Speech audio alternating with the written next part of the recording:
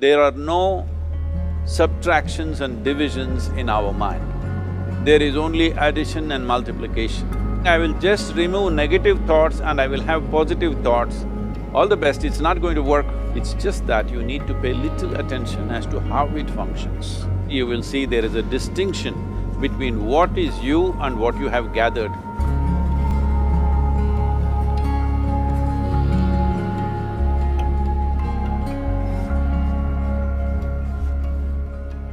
Well, see the way the question is asked and also the way normally it's addressed is, people think there is something called as negative thought and positive thought.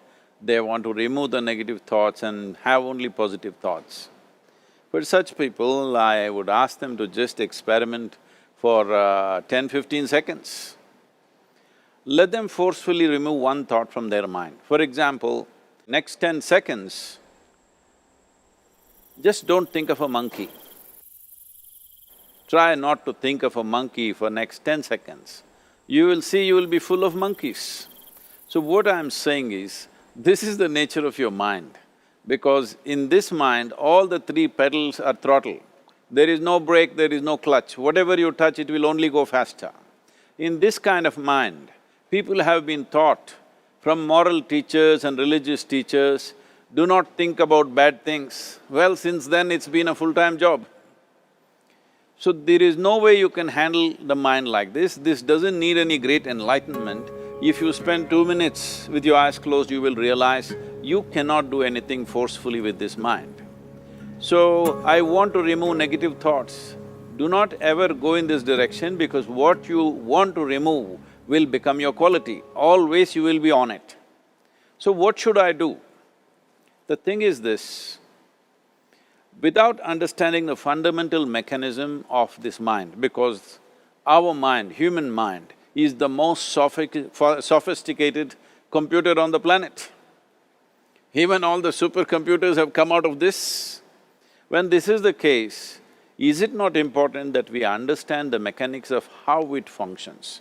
One simplistic aspect of how it functions is, there are no subtractions and divisions in our mind. There is only addition and multiplication. If you try to do something with it, it will say one more. If you try hard, it will multiply into many more. In this mind, you don't try to identify what is positive, what is negative and try to remove it. First of all, one needs to understand, this mind of yours, this body of yours is supposed to serve you. The life that you are is important.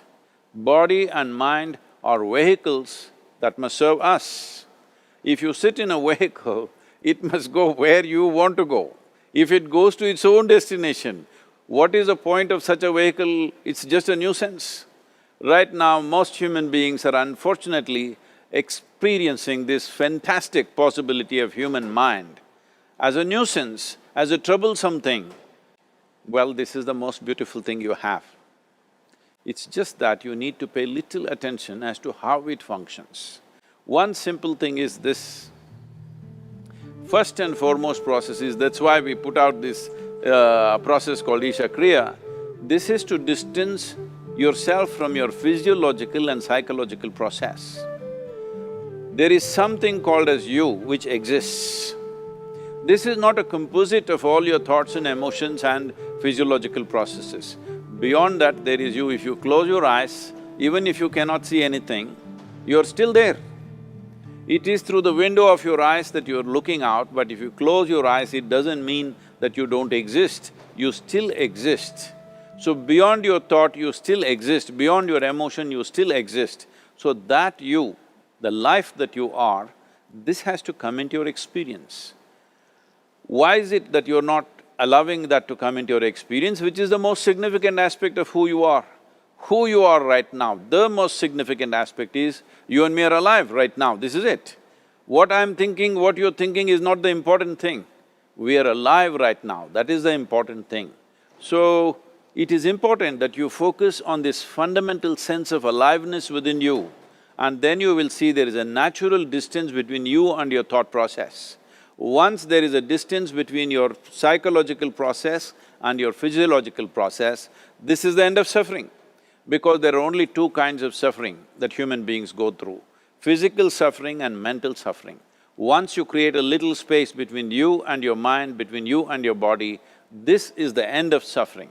This is something every human being has to experience and know, otherwise thinking I will just remove negative thoughts and I will have positive thoughts, all the best, it's not going to work 100%, it's not going to work because nobody can remove it, they can avoid it for some time. So when negative thoughts come, you say Ram Ram, Shiva Shiva, whatever you want, but this is just avoiding, it's not gone. The moment you stop that, it will pop back with great force, otherwise it'll come back in your dreams.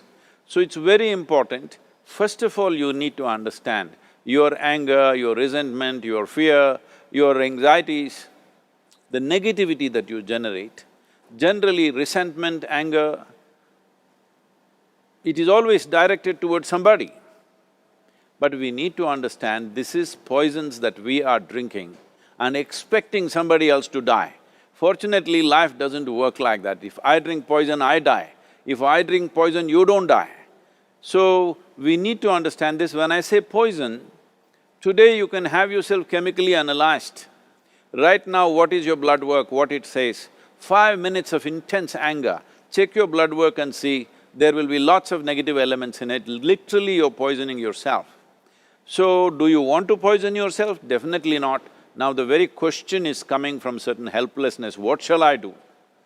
Don't do anything, just sit back and just concern yourself with something which is a life process. Maybe your heartbeat, maybe your breath, maybe just the sensation of being alive.